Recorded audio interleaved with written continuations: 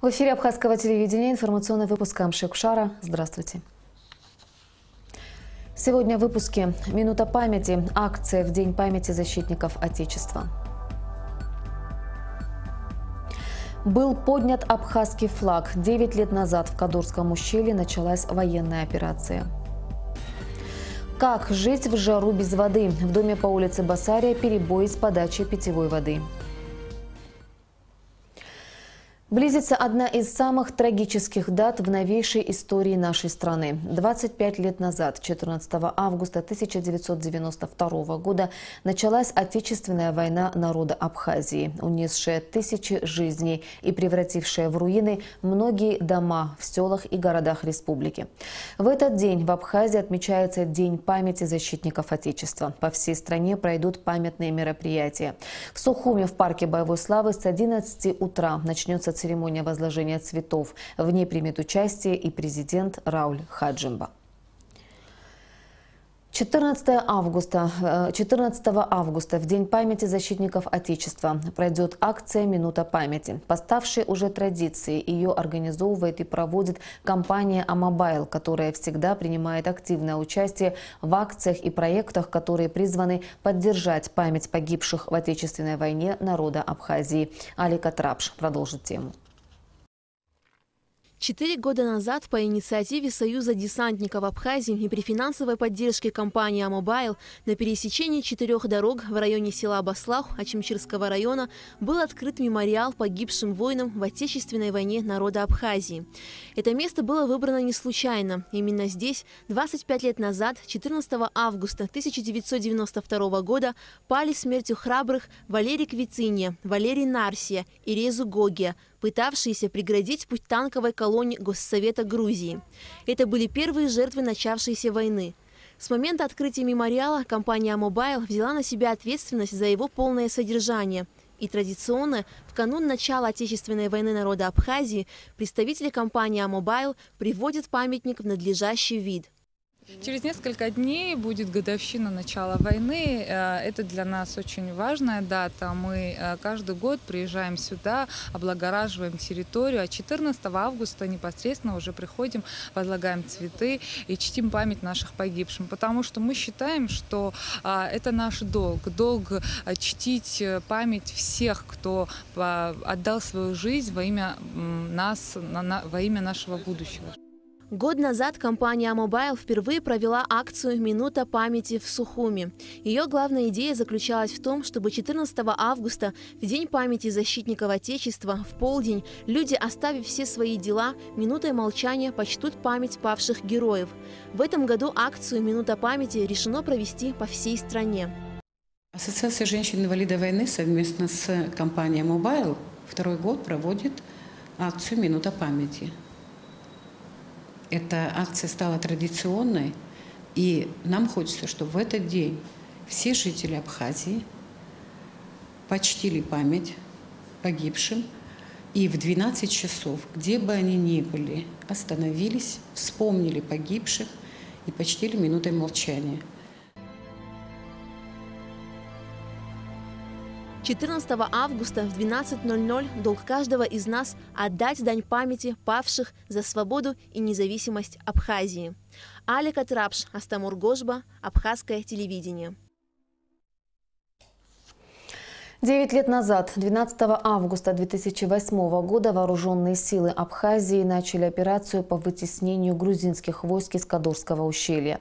В течение нескольких дней был установлен контроль над восточной частью ущелья и был поднят абхазский флаг. Репортаж Ренаты Шакая. Операция по освобождению Кадурского ущелья была одним из эпизодов пятидневной августовской войны 2008 года. Она была разработана и осуществлена абхазскими военными. Специалисты военного дела в один голос утверждают, что успех Кадурской операции был в ее тщательной подготовке. Главная задача операции – избежать людских потерь. И этого удалось достичь. 12 августа 2008 года Абхазия начала операцию по вытеснению грузинских войск из Кадурского ущелья. В 6 часов утра подразделения вооруженных вооруженных сил Абхазии перешли в наступление. До этого в течение 2 дней абхазские военно-воздушные силы и артиллерия наносили ракетно-бомбовые удары по военным объектам в верхней части Кудурского ущелья. Тем временем в приграничных с Грузией районах Абхазии было введено военное положение на 10 дней. В наступлении участвовали подразделения регулярных войск и резервисты вооруженных сил страны. В 9 часов утра штурмовая авиация Абхазии нанесла удар по укрепленному пункту в районе Ажара, в верхней части Кудурского ущелья. И уже буквально через несколько часов абхазские вооруженные силы разбили группировку сил Грузии в опорном пункте Ажара и взяли грузинские подразделения в кольцо. План по освобождению верхней части Кудурского ущелья был еще спланирован в 2000-е годы. И при первой же возможности, реальной возможности, в 2008 году, в августе 2008 года, когда грузинские войска напали на Осетию, у нас появилась такая возможность. И мы в полном объеме использовали все те возможности, которые были. Хотелось бы отметить, что благодаря правильной, умелой, спланированной операции под руководством министра обороны генерала Кишмария, эта операция была проведена успешно. Пятидневная война в Южной Осетии имела значительные геополитические, экономические и иные последствия. И как следствие, 26 августа Россия официально признала Абхазию и Южную Осетию в качестве независимых государств. Рената Шака, Алексей Агухова, Абхазское телевидение. К другим темам. Жильцы дома по улице Басария, 73, а это более 60 семей. В эту 35-градусную жару, который уже день испытывают неудобства от перебоев с подачей питьевой воды. Причина на первый взгляд проста, но решить ее столичным коммунальщикам пока не удалось. В вопросе разбирались наши корреспонденты. Репортаж на Алыкове. Агнеса Абухба живет на 5-м этаже. Она с досадой говорит о том, что жизнь без воды в такой зной просто невыносима. Первый, второй этаж бегом. Иногда лифт не работает. Лифт у нас день работает, 2 стоял. Но сейчас ремонт сделали своими силами. Спускались ведрами, воды поднимали. Где детей много, где 4-5 человек, не меньше, в каждом квартире живут. На всю стирать надо. Без воды машина не стирается. Резервуар, расположенный во дворе дома, как видно, протекает, причем достаточно сильно. Из-за этого ослабевает напор воды, которая не поднимается выше 3-го и 4-го этажей. 7-й, 5-й, 6-й, 8-й, 9-й этаж без воды находится, ведрами спускается, поднимает. С водой вот эта проблема у нас. Насос стоит, поставленный, компьютерный, который он вообще ни разу не включался и не могут его подключить. Просто стоит так напрасно. По словам главного инженера Сухумского водоканала Мираба Анкваб, несмотря на то, что данной проблемой должны заниматься другие организации, управление водоканала поможет в устранении утечки. Они хотят снимать баки, их варить, ремонтировать. Это не наша функция.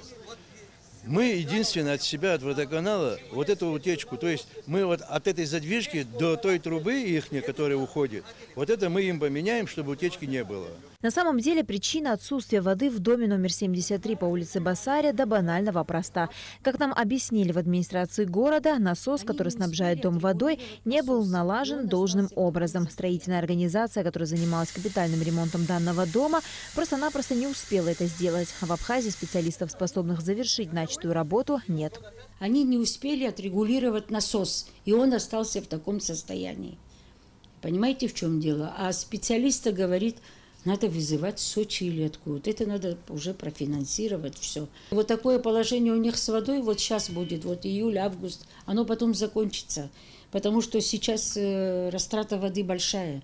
Жильцы дома по улице Басария, 73, надеются, что городские власти найдут какое-то решение существующей проблемы. И в их домах больше не будет отключаться вода, особенно летом.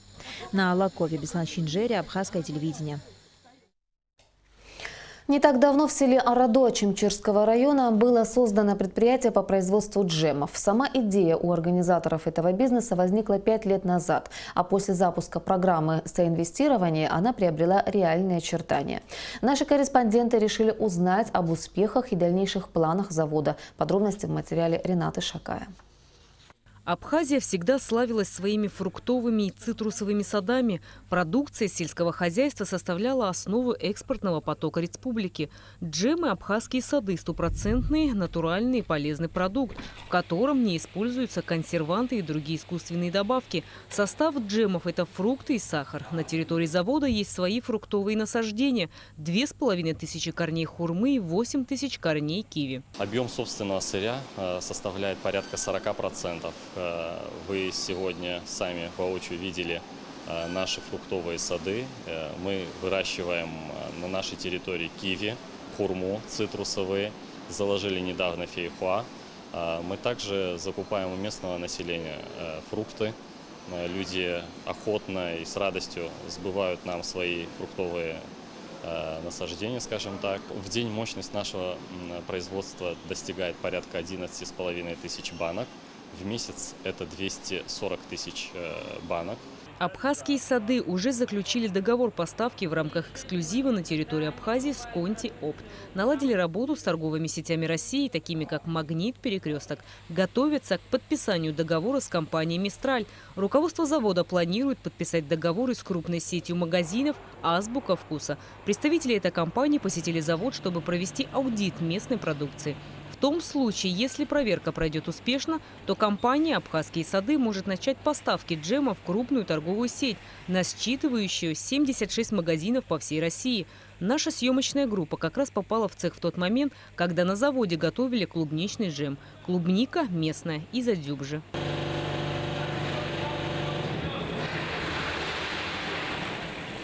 В данное время у нас на складе насчитывает порядка 500 000 банок готовой продукции. В принципе, динамика продаж очень положительная. Мы уже вот второй месяц как работаем с абхазским рынком. И результаты, честно говоря, радуют нас, потому что мы вот за последние, можно сказать, 2 месяца отправляем уже вторую заявку на солидный объем. И нашим гостям, в особенности туристам, хочется обратно, выезжая, забирать частичку Абхазии. И вот джемы наши нравятся, и они забирают в качестве сувениров, в качестве подарков для своих родственников и друзей. Готовый джем разливают в стеклянную тару и отправляют в следующий отдел завода, где баночки украшают этикетками с абхазскими названиями. После того, как данный аппарат завершает этикетирование данной наклеечки, оформление банки не завершено. Дальше уже приступают наносить наклейки другие с ниточками уже вручную.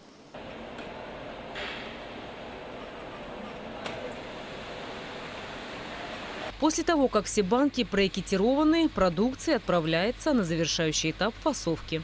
Вот так выглядит готовый продукт. В коробочке 16 банок по 300 грамм.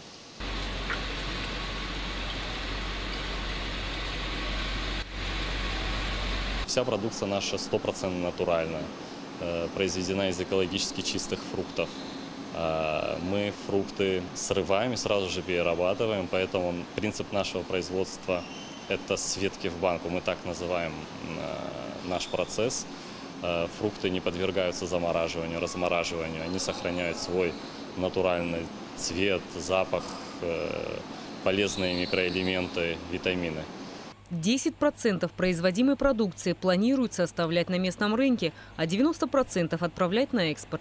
Завод уже начал расширять ассортимент. Недавно вывели технологию производства соуса из абхазских томатов. Также планируется производить компоты. Рената Шака, Алексей Гухава, Абхазское телевидение. С начала курортного сезона транспортный и пассажиропоток в районе таможенного поста Адлер возрос в несколько раз. Август традиционно считается месяцем пиковых нагрузок. С начала месяца ежедневно в обоих направлениях российско-абхазскую границу пересекают более 7 тысяч транспортных средств, в том числе около 200 экскурсионных автобусов и более 50 тысяч физических лиц. С начала года таможенную границу пересекли 1 084 000 транспортных средств. По сравнению с аналогичным периодом прошлого года прирост составил 12%. Только за первую неделю августа российско-абхазскую границу пересекло 52 707 транспортных средств в обоих направлениях. В сутки это около 7,5 тысяч автомобилей, сообщает пресс-служба Южного таможенного управления ФТС Российской Федерации. И о погоде. По сообщениям синоптиков, в выходные дни в Абхазии ожидается малооблачная погода. Температура воздуха ночью плюс 24-26, днем плюс 27-33 градуса. Температура морской воды плюс 27 градусов.